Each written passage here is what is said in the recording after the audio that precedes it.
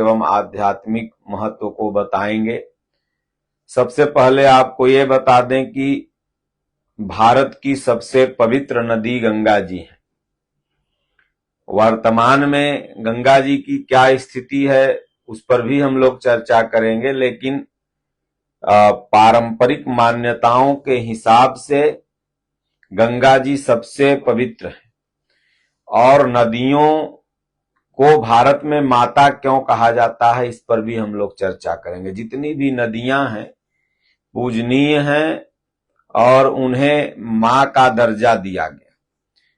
तो आखिर में मानव जाति को क्या नदियां मां के जैसा कुछ, जैसे एक मां अपने पुत्र को वरदान के रूप में, आशीर्वाद के रूप में देती है, तो क्या नदियां हमारे लिए मां हैं? क्या अगर हमारे जीवन में नदी न हो, इस प्रकृति में नदी न हो, तो इस प्रकृति की कल्पना की जा सकती है? तो नदियों का बहुत योगदान है। इसलिए भारत में सनातन धर्म में जिस चीज का योगदान होता है उसे लोग भगवान, माता, पूजनीय का दर्जा देते हैं। तो भारत की सबसे लंबी नदी भी गंगा जी ही है। भारत की सबसे लंबी नदी गंगा जी, जिसकी लंबाई लगभग 2525 किलोमीटर है, यानी 2525 किलोमीटर लंबी हैं। गंगोत्री से निकली हैं और गंगा सागर तक गई हैं घूमते घूमते। और हमारे आश्रम के कई महात्मा ने गंगा परिक्रमा किया है।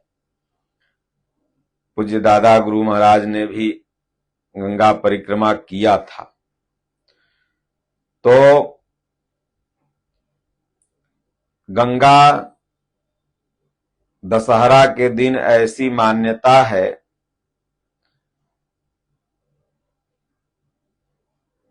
कि आज ही के दिन गंगा माई का इस धरती पर अवतरण हुआ था, मतलब धरती पर आई थी। अब गंगा जी की उत्पत्ति कैसे हुई? तो वामन अवतार में भगवान विष्णु के चरण, सिर्फ ये कह देने से कि ज्ञान ही गंगा है सटीक नहीं बैठेगा। मैं ये बताऊंगा कि किस तरह से ज्ञान ही गंगा है। तो पूरे सत्संग में अगर आप बने रहेंगे तो ये समझने को मिलेगा। तो जब 3 पग में भगवान ने राजा बलि के निमंत्रण को स्वीकार कर इस सृष्टि को नापने लगे तो 2 ही पग में नाप लिए। तो कहा जाता है कि एक पग जब ब्रह्मलोक में गया तो ब्रह्मा जी भगवान का चरण धो के एक कमंडल में रख लिए, और उसी कमंडल से फिर बाद में भगीरथ मुनि की तपस्या पर खुश होकर के ब्रह्मा जी ने गंगा जी को धरती पर भेजा। जैसी की मान्यता है कि कपिल मुनि के आश्रम में, कपिल मुनि का आश्रम अभी गंगा सागर, यहां बिहार से जहां मेरा आश्रम है यहां से बहुत ज्यादा दूर नहीं है। तो कहें सब तीर्थ बार बार, गंगा सागर एक बार। तो जहां पर गंगा जी जाके समुद्र में मिलती हैं तो वहीं पर कपिल मुनि का आश्रम दिखता भी है। तो कपिल मुनि के आश्रम पर इंद्र ने घोड़ा चोरी कर लिया और घोड़ा चोरी करके ले जाकर के बांध दिया। तो जब घोड़ा पहुंचा तो ये सगर मुनि के जो शिष्य पुत्र थे 60,000, ये लोग घोड़ा खोजते खोजते अश्वमेध का वहां पर पहुंचे थे। तो इन लोगों ने सोचा कि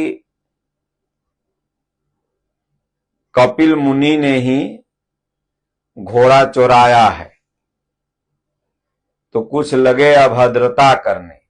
वो लोग को क्या पता कि इंद्र ने लाके यहां बांधा है। तब कपिल मुनि ने 60,000 पुत्रों को श्राप दिया, भस्म हो गए। अब इन्हीं के मोक्ष के लिए, इन 60,000 पुत्रों के मोक्ष के लिए गंगा जी को धरती पर लाना अनिवार्य था। तो जैसे हर हर गंगे सीरियल में आप लोगों ने देखा भी है कि भगीरथ मुनि, राजा भगीरथ आगे आगे और पीछे पीछे गंगा माई, और गंगोत्री से चले, और अधिकांश नदियों का उद्गम स्थल पहाड़ी तरफ ही होता है। हमेशा ऊंचे से नीचे ही कोई भी नदियां बहते हुए जाती है, क्योंकि पानी का प्रवाह हमेशा नीचे ही होता है। तो सभी नदियों का लगभग उद्गम स्थल पहाड़ी एरिया ही होती है। तो गंगोत्री में गंगा जी की उत्पत्ति तो माना जाता है कि शंकर जी के जटा में सीधे गंगा जी धरती पर नहीं आ सकती थी। इतना धारा का प्रवाह वेग तेज था कि सीधे नहीं आ सकती। अब सोचिए कमंडल में ब्रह्मा जी के कितना जल था कि इतना धारा तेज थी, और शंकर जी की जटा कितनी मजबूत थी कि धरती उस धारा को नहीं रोक पा रही है और शंकर जी की जटा में समाहित हो जाती है। तो हमारे शास्त्रों में महापुरुषों ने यथार्थ बात समझाने के लिए प्रतीकात्मक अर्थ लिया है। तो इसलिए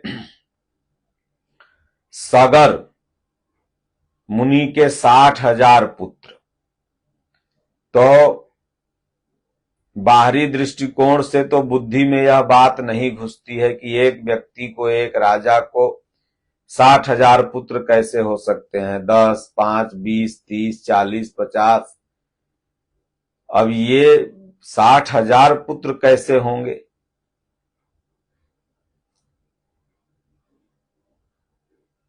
और अगर ये पुत्र जल के भस्म हो गए तो क्या पानी गंगा जी का आ जाएगा, तो क्या ये शुद्ध हो जाएंगे। ज्ञान ही गंगा है। कैसे ज्ञान गंगा है? तो ज्ञान के द्वारा ही इस संसार में कोई शुद्ध हो सकता है। ये नदियां जो हैं, ये हमारे और आपके लिए वरदान है, प्रकृति के लिए।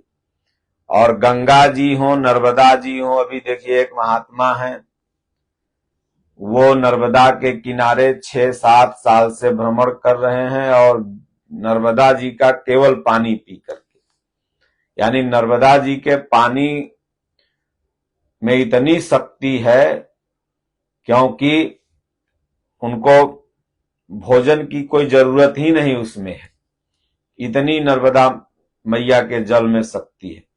अब ये शक्ति कहां से आती? तो प्रकृति से। अब नर्मदा नदी एक ऐसी नदी अभी के डेट में है जो बड़ी ही शुद्ध जल देती है। अब थोड़े बहुत शहर उसके किनारे बस गए हैं, जिससे थोड़ी अशुद्धि है।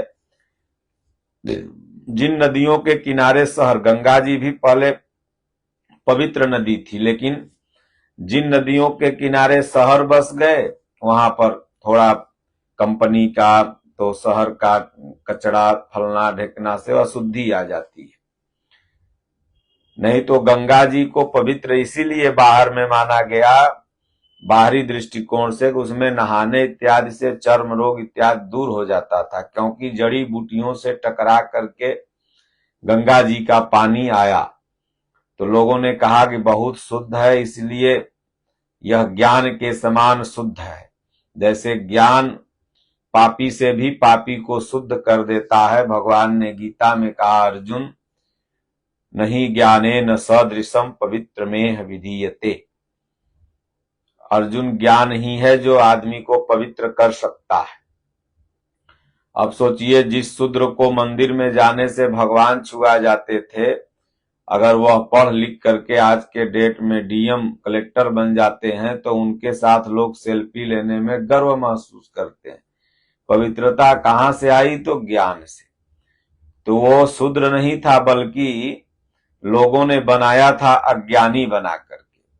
तो संसार में ब्राह्मण वही है जो ज्ञानी है, पंडित वही है जो ज्ञानी है। चाहे वह ब्रह्म को जान जाए तो ब्राह्मण, चाहे बाहर पंडित बनना है तो ज्ञानी है। पंडित का मतलब ज्ञानी होता है। तो इसलिए नदी का बहुत ही महत्व है मनुष्य के लिए और इस प्रकृति के लिए, क्योंकि जैसे अगर एक टंकी हो और टंकी में पानी भरा हो, लेकिन अगर उसका वायर पाइपलाइन चारों तरफ नहीं बिछा हो तो उस टंकी के पानी का कोई मतलब नहीं।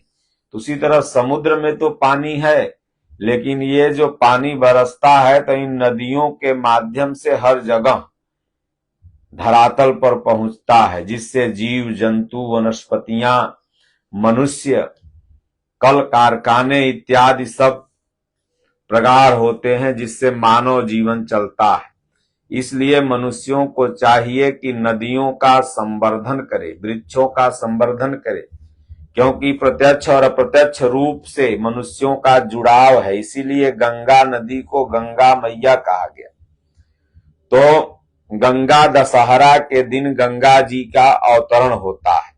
तो अब गंगा जी का मूल अगर आपको समझना है तो यहां से समझिए कि सगर, तो सगर को 60,000 पुत्र।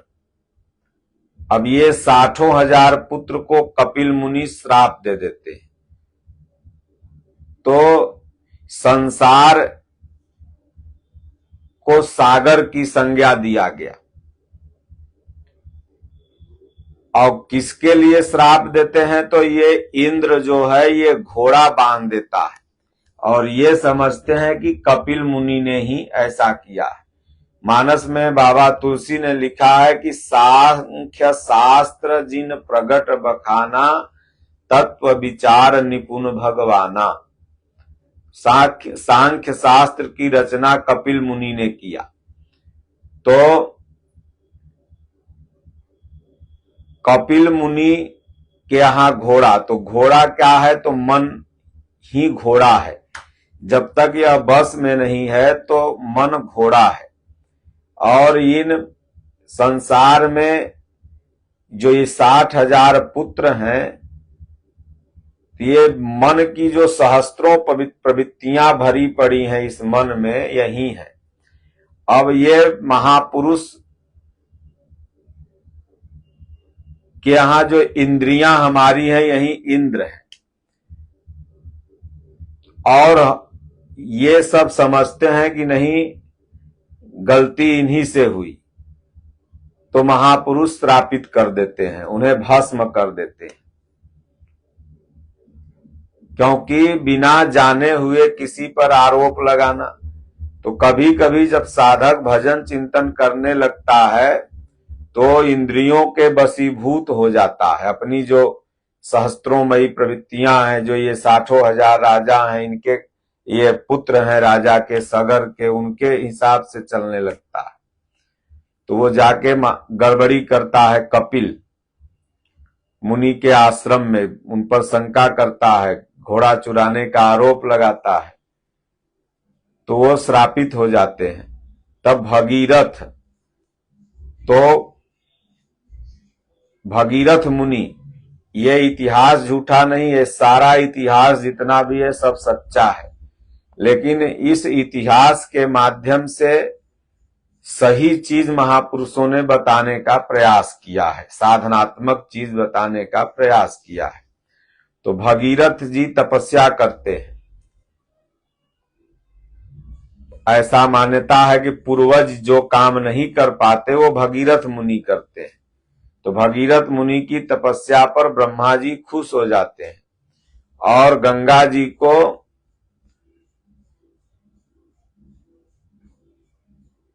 धरती पर अवतरित करने के लिए, धरती पर भेजने के लिए तैयार होते हैं। तो जब यह साधक फिर से प्रकृति को समेट करके, पहले तो यह सागर संसार ही सागर संसार में था, लेकिन धीरे धीरे भगीरथ, भग माने होता है प्रकृति, फिर से यह भजन चिंतन करता है, प्रकृति को समेटता है, जैसे भगवान, यहाँ भगीरथ, फिर से 10 इंद्रियों को रथ बनाता है, फिर से नाम चिंतन भजन करता है। तो बुद्धि ही ब्रह्मा है, तो ब्रह्मा के पास ही वह ज्ञान है, मतलब ये बुद्धि के पास ही ज्ञान है, उस ब्रह्म के पास ही ज्ञान है। आध्यात्म ज्ञान नित्यत्वम तत्व ज्ञानार्थ दर्शनम एतज ज्ञानम इति प्रोक्तम अज्ञानम यदतोन्यथा। परमात्मा के प्रत्यक्ष जानकारी का नाम ज्ञान है, और ज्ञान किसके पास? तो ब्रह्म के पास, ब्रह्मा जी के पास। तो ब्रह्मा जी तैयार हो जाते हैं, कमंडल में है। कमंडल किसका प्रतीक? तो कर्म का। जब आप भगवान का भजन करोगे, कर्म रूपी कमंडल में वो ज्ञान भरा है, तो वो ज्ञान आपको मिलेगा, लेकिन उस ज्ञान को आप धारण सीधे सीधे नहीं कर सकते हो। सीधे सीधे अगर इस शरीर में आएगा तो फिर अहंकार में चूर हो जाओगे। फिर वो ज्ञान सीधे सीधे धरती पर नहीं आया, बल्कि कहाँ आया? तो शंकर की जटा में। शंकर तेरी जटा में बहती है गंगाधारा, भोले तेरी जटा में। तो वो कर्म रूपी कमंडल से ब्रह्म ज्ञान जो है सीधे शंकर सदगुरु के प्रतीक होते हैं। वंदे बोधमयम नित्यम गुरुम शंकर रूपिणम, तो सीधे उनकी जटा में आता है, और फिर वहां से फिर धरती पर वो प्रवाहित होता है। तो धड़ धरती का एक ही लेखा, जस बाहर तस भीतर देखा। तो ये वृत्तियों में जो जड़ता आ जाती है, तो परसत पद पावन शोक न सावन, प्रगट भई तब पुंज सही।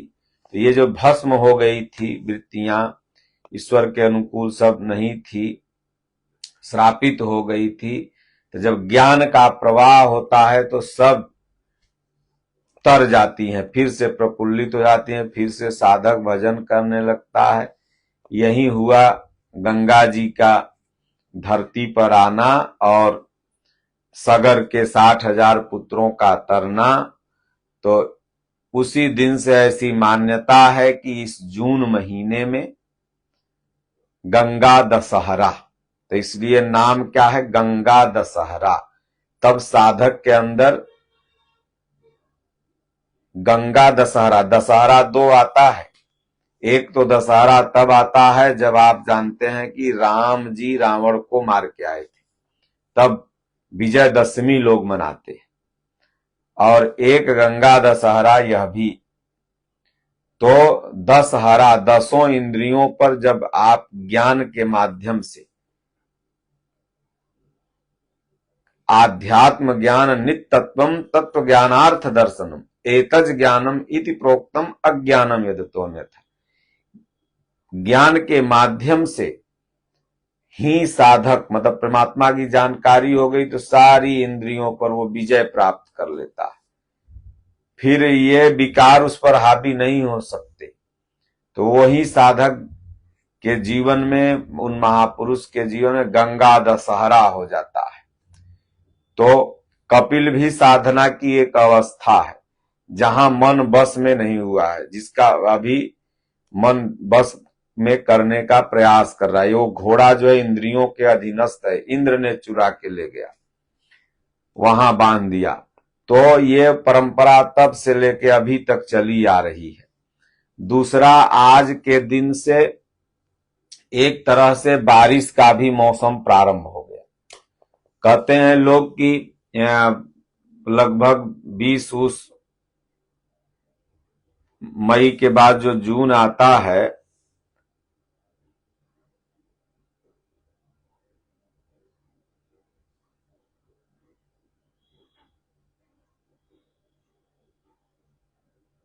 तो मई के बाद जून में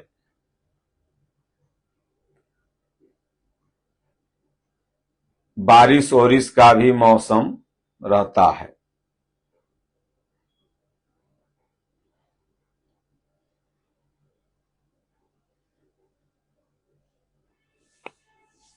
तो वहां से क्या नाम है, बरसात भी चालू हो जाती है। तो आने वाला जो 5 जून है उसमें गंगा दशहरा लोग धूमधाम से मनाते हैं। और इसका बिल्कुल आध्यात्मिक अर्थ है। बोलिए श्री सद्गुरुदेव भगवान की जय, राजा रामचंद्र भगवान की जय। हरिओम, शांति शांति शांति।